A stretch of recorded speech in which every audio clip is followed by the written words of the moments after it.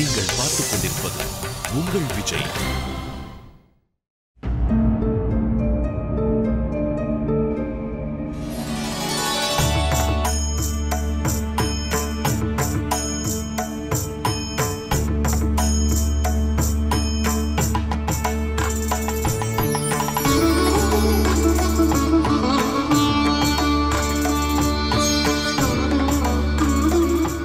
இது எமது அன்னையின் சிகைச்சீவி அல்லவா? இருப்பினும் இது எவ்வாறு உடைந்தது? இது இல்லாமல் அன்னையால் எவ்வாறு தன் கேசத்தை அலங்கரிக்க இயலும்?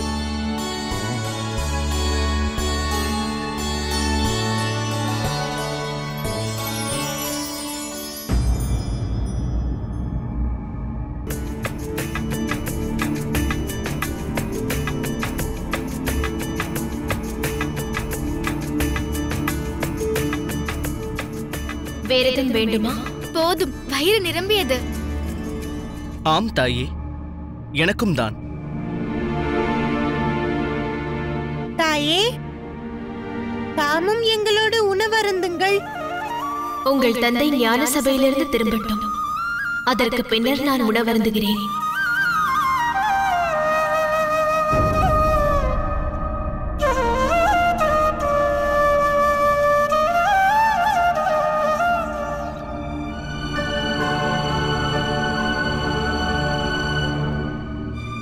இன்று நம் அன்னை மனமாற உணவு சமைக்கவில்லை போலும். நானும் அதை உணர்ந்தேன். அவர்களின் மனோநிலையை சுவையே உணர்த்தியது. அதற்கான காரணத்தை நான் அறிவேன்.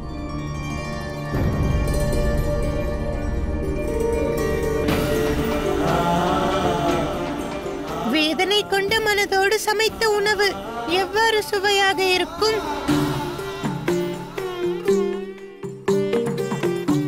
வேதனையா?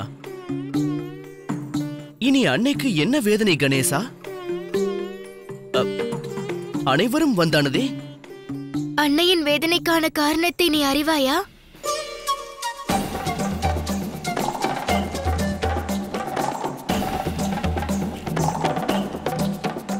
இதை பார்த்தால் சிகைச்சீவியை போல தோன்றுகிறது. நம் அன்னையின் சிகைச்சீவி. அத்துடன் இது உடைந்து விட்டது. இந்த சிகைச்சீவி இல்லாமல் அன்னை எவ்வாறு சிகை அலங்காரம் செய்ய இயலும்? அவர்கள் அலங்காரம் பூர்த்தி அடைய இயலாதே. சிருங்காரம் செய்து கொள்வது எந்த ஒரு பெண்ணிற்கும் மனதிற்கு உகந்த செயல் அல்லவா? இதுவே அன்னையின் வேதனைக்கு காரணம். அவர்களது இந்த சங்கடத்திற்கு நாம் ஏதேனும் தீர்வு காண வேண்டும். அவர்களுக்காக ஒரு சிகிச்சையை உருவாக்க வேண்டும். அது என்னால் இயலுமே. வாருங்கள்.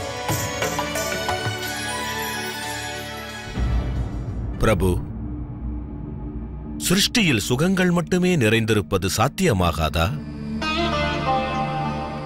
பிறக்கும் ஜீவன்கள் அனைத்தின் லட்சியமும் சுகத்தை பெறுவதுதான்.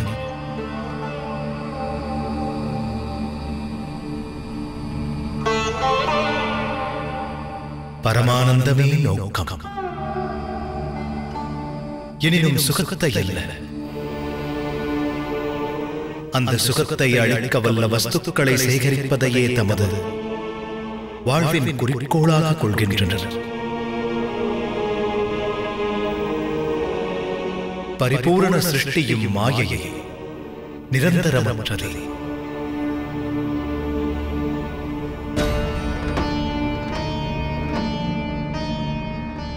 எந்த வஸ்துக்கள் சுகத்தின் மூலாதாரம் என எண்ணி திரட்டுகிறார்களோ அவை ஸ்திரத்தன்மையற்றது. எவர் ஒருவர் இச்சத்தியத்தை உணர்ந்தும் லோப குணத்தை தியாகிப்பதில்லையோ அவர்களை இழப்பென்னும் பயம் ஆட்டுவிக்கிறது.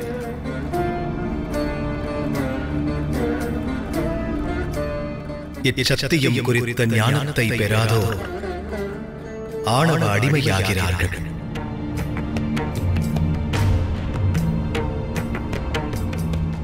ஆணவமும் மச்சமும் நிலை கொள்ளும் இடத்தில் சுகம் எவ்வாறு நிலை பெற இயலும்?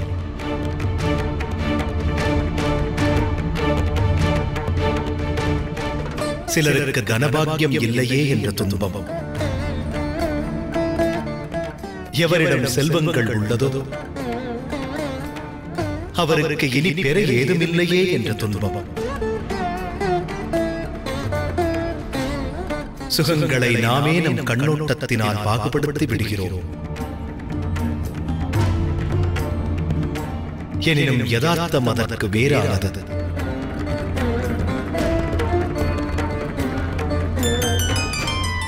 ஆகையால் சுகத்தை எதிர்பாராதிருப்பதே சிறந்தது.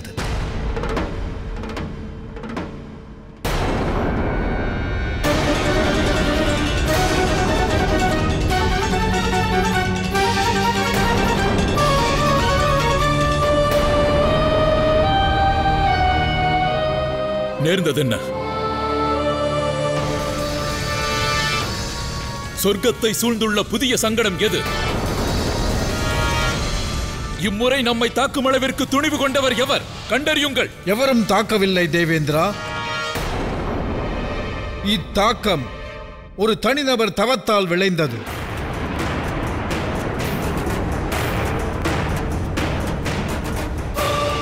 யாரது?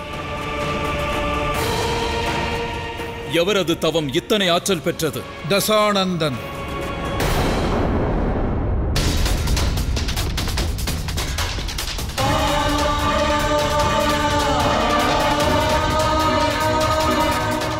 தசானந்தனா?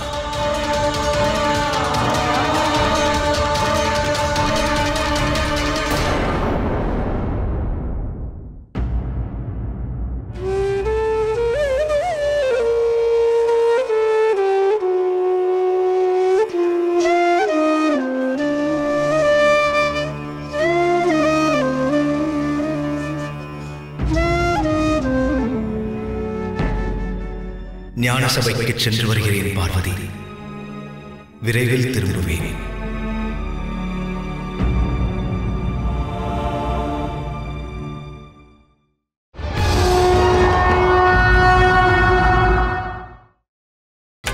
நீங்கள் பார்த்துக் கொண்டிருப்பது உங்கள் விஜய். ஒரு ஐயம் பிரபு, சுகத்தை தேடுவது சுபாவம் அல்லவா? துன்பத்திற்கும் மூல காரணம் அதுவே ரிஷிகளே.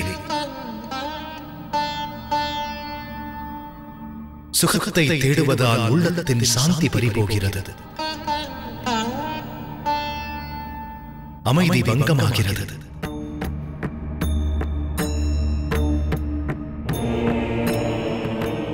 அது புத்தியில் ஸ்திரத்தன்மையை பறிக்கின்றது,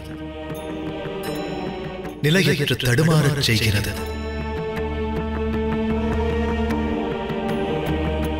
அதுவே பேராசை உற்பத்தியாக காரணம். அது ஒரு வகை தூண்டு சக்தி. அதுவே அகங்காரத்திற்கு அடிப்படை. அந்த அகங்காரமே சுகங்களை தேடச் செய்யும் உந்து சக்தியாகிறது. அதுவே சுபமற்ற நிலைக்கும் ஒருவரை தள்ளுகிறது. ஆகையால் அவசியமற்றதாகிறது.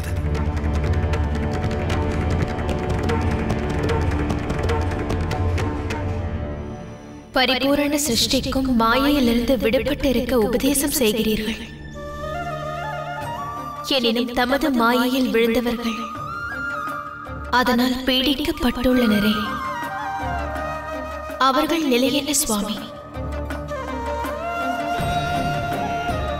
அவர்கள் இதயத்திற்கு எவ்வாறு தாம் அமைதியை அளிப்பீர்கள்? இல்லை சுவாமி, தமக்காக நான் காத்திருப்பதையும் நான் ஏற்கிறேன். எனினும் தம்மிடமிருந்து நான் பிரிந்திருப்பது என் உள்ளத்திற்கு ஏற்புடையதல்ல.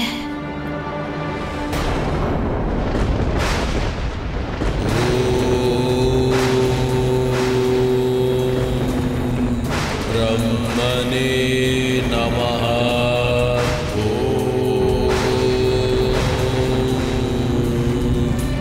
ब्रह्मणे नमः।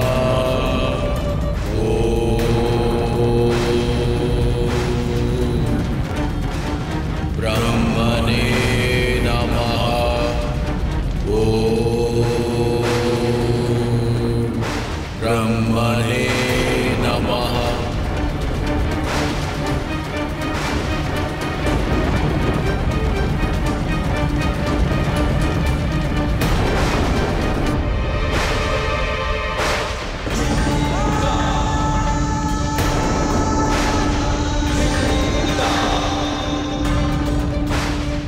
10 சிரங்களைக் கொண்ட தசானந்தன். அப்படியெனில் இவன் ஒருவனது தவம் 10 நபர்கள் செய்யும் தவத்திற்கு இணை. இவனது தவமானது பூர்த்தியடைந்தால் எனக்கு மிக பெரும் சங்கடமாக உருப்பெறுவான். இல்லை, அவ்வாறு நிகழ அனுமதிக்க மாட்டேன். அதை நான் ஏற்க இயலாது. இவனது தவத்திற்கு நான் பங்கம் விளைவிக்கிறேன். இல்லை தேவேந்திரா, தசானந்தனது சக்திகளை தாம் அறியாதவர். தாம் இவன் தவத்திற்கு பங்கம் விளைவிக்க இயலாது. தமக்கும் என் ஆற்றல்கள் குறித்த பரிச்சயம் இல்லை போலும்.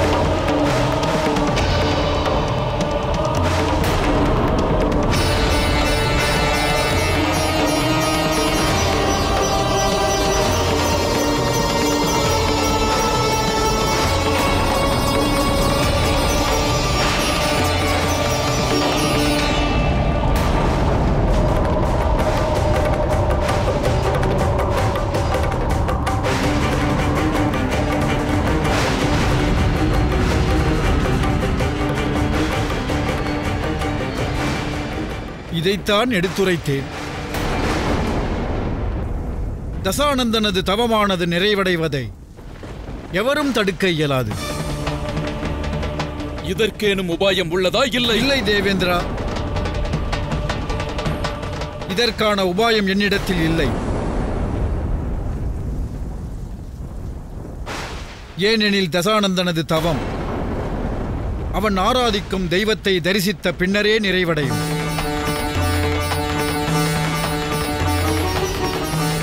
அதாவது பிரம்மதேவரை தரிசித்த பின்.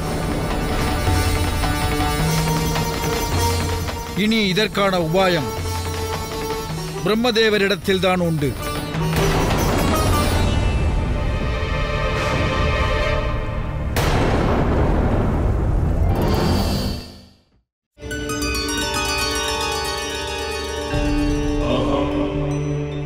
தசானந்தனின் கடும் தவத்தினை தாங்கள் தடுத்து நிறுத்துங்கள். தரிசனம் அளியுங்கள். எனினும் எங்களுக்கு சங்கடங்களை விளைவிக்கும் வரங்களை வழங்க வேண்டாம். இதனை தம் கோரிக்கையாக கருதவா அல்லது ஆணையாகவா?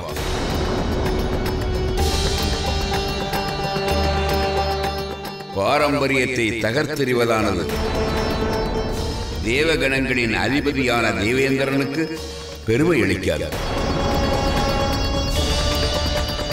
என்னை மன்னியுங்கள் பிரபு. எனினும் மும்மூர்த்திகள் வழங்கும் வரங்களினால்தான் தேவகணங்கள் துன்பம் அனுபவிக்கிறோம். மும்மூர்த்திகளும் தமது கடமைகளை உணர்ந்தவர்கள். அதனை நீங்கள் மீண்டும் நினைவுபடுத்த வேண்டிய அவசியங்கள் ஏதுமில்லை.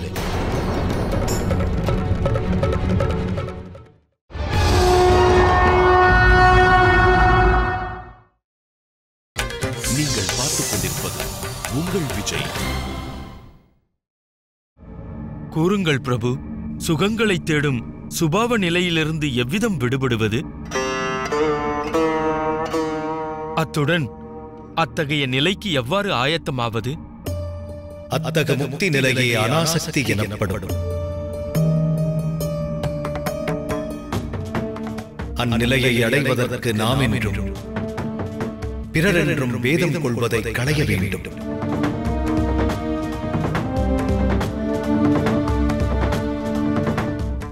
அது சாத்தியப்பட வேண்டுமெனில் நாம் சுகங்களை நமக்கு புறத்தில் அல்ல, அகத்தில் தேட வேண்டும். நாம் யதார்த்தத்தினை உணரும் நிலையில் அதனை ஏற்க வேண்டும்.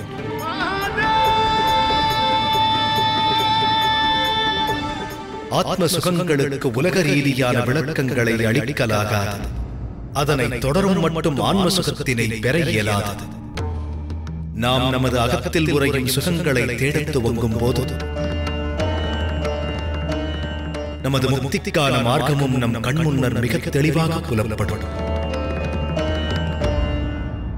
அம்மார்க்கத்தில் நடப்பது மார்க்கத்தை சுட்டி காட்டுவதினும் பல மடங்கு கடினமானது.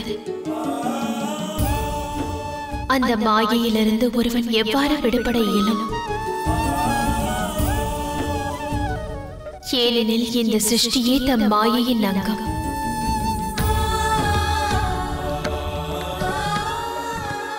ஒரு யோகிக்கு தமது மாயை யோக மூலமாகின்றது. ஒரு துறவிக்கு அது துறவரமாகிறது. ஒரு பக்தருக்கோ பக்தியே மாயையாகிறது. அத்தகு மாயையின் லீலைகளுக்கு தெய்வங்களும் விதிவிலக்கல்ல. ஸ்ரீஹரிக்கு தேவி லட்சுமி மாயையாகிறார். பிரம்மதேவருக்கு தேவி சரஸ்வதியே மாயை. தமக்கோ நானே மாயையாவேன் சுவாமி.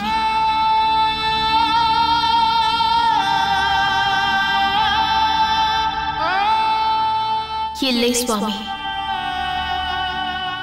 அனாசக்தியின் அர்த்தம் அதுவல்லவே. ஒருவர் வாழ்க்கையின் அடிப்படை அவசியங்களையும் அவர் துறக்க இயலாதே. தாம் ஒரு முறை மாத்திரமேனும் மனைவியாக, ஒரு அன்னையாக உருத்தறியுங்கள்.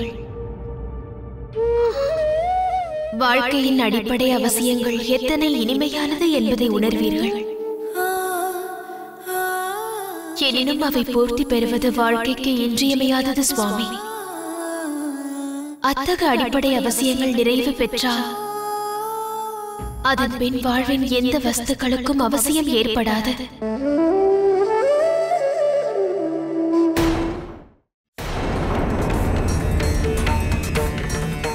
கூறுங்கள் சுவாமி, இந்த மாயையிலிருந்து முக்தி பெற என்னால் இயலாது. தமது வைராக்கியத்திலிருந்து தாம் முக்தி பெற வேண்டியதே இக்கணம் அவசியமானதாகும்.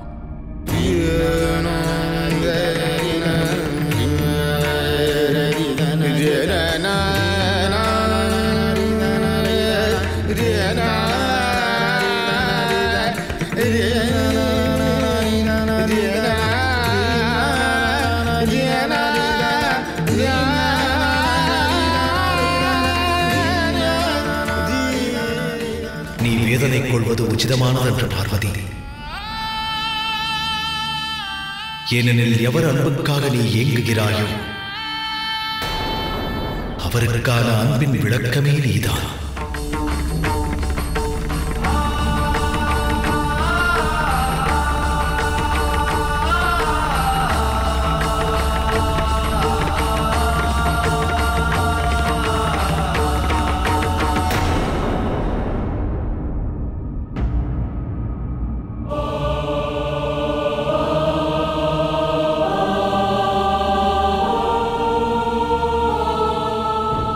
அன்னையார் இவ்விதமே கண்ணீர் வடித்த வண்ணம் இருந்தால் எனது விழிகளிலிருந்தும் கண்ணீர் பெருக துவங்கும்.